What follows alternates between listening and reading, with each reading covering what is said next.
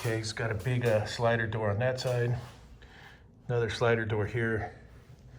And I got the call because, let me bring you guys over here. I got the call because of this. Mold growing. I noticed the box not getting super cold. I'm just gonna start with the basics. We need to do some maintenance. We need to get all this cleaned up for starters.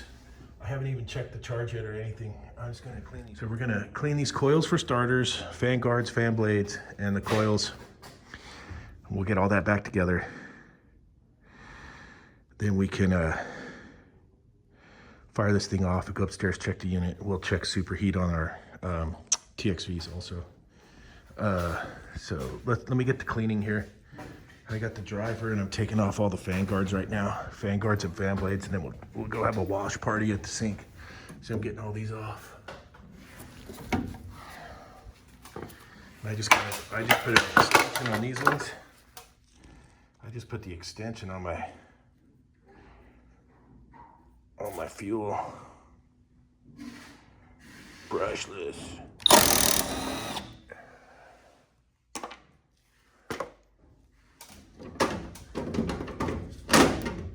Look at this, fan blades are dirty too. We gotta take those fan blades off. Wow, look at that little nut action on the fan blades, the ECM motors. Coming around here, got the first one. You know it, I got my special brush. We're gonna get in there. And we still gotta get that guy. Look at just with the fan guards and the fans off compared to the dirty fan guards and fans. Crazy, huh? So let's get these washed up. I just ringed out the back of the coils with my brush. Look at all the shit that came out of here. And I got the coil cleaner going. It's pretty much evaporated through there. I'll have to get the pump sprayer and spray it out. I don't have a garden hose on this one. But my pump sprayer is super strong, so we'll get it sprayed out good. I mean, there's no sprayer, dude. It's me and a scrub brush. Before, after.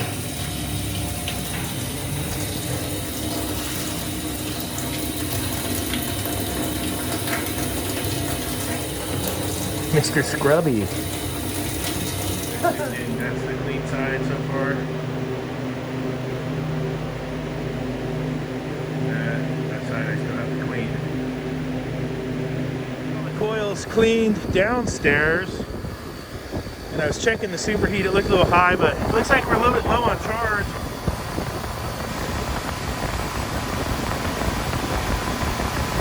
We'll see about adjusting the charge. The condenser's not super dirty.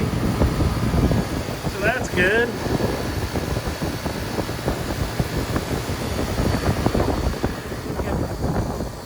We can get going here.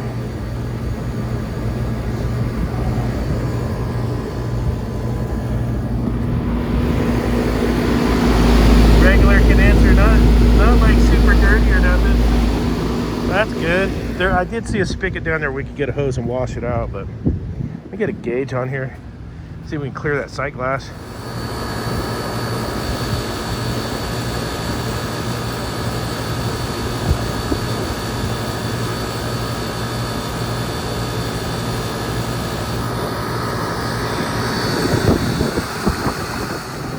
All right, so I'm pretty much done for today. Have to come back and do a leak check. There was a liquid line solenoid on that side that was flared in that I didn't like.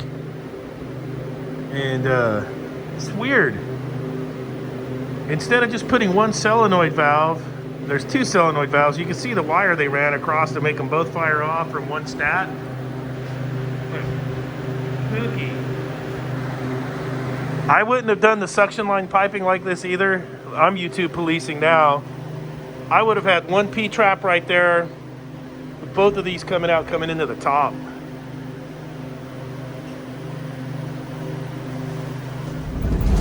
All right. right, so I'm all done with that one, heading back. And I was just looking at the piping on that. I wouldn't have done the piping that way, and I would have just had one P-trap going up, and I would have had my suction lines coming onto a common header going into the top of the suction, then the suction going into a P-trap and then going up to the roof. I would have had just one solenoid valve on the liquid line, not a solenoid valve in each coil. But they did do it, but the part they did do right is they got 2 solenoid valves off one thermostat. So I think the main problem in that box was it just wasn't getting down the temp. The mechanical thermostats sometimes will get out of calibration.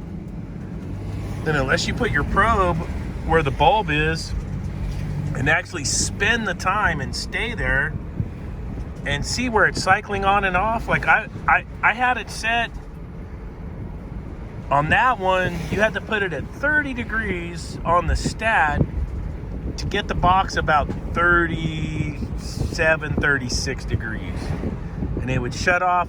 And the old mechanical stats would have an adjustable slider on the side for your differential. This one didn't have that. It's got a fixed differential.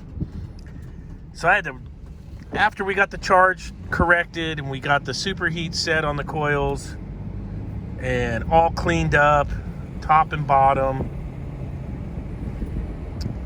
it took a while to set that thermostat and get it dialed in right.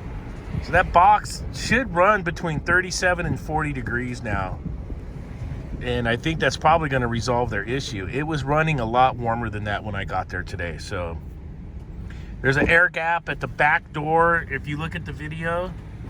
And I might have to buy some door wiper material just to hang straight down off that to cover that up to help. So there is air infiltration getting into that box also, and that can be an issue with mold, especially in summertime as it gets warmer.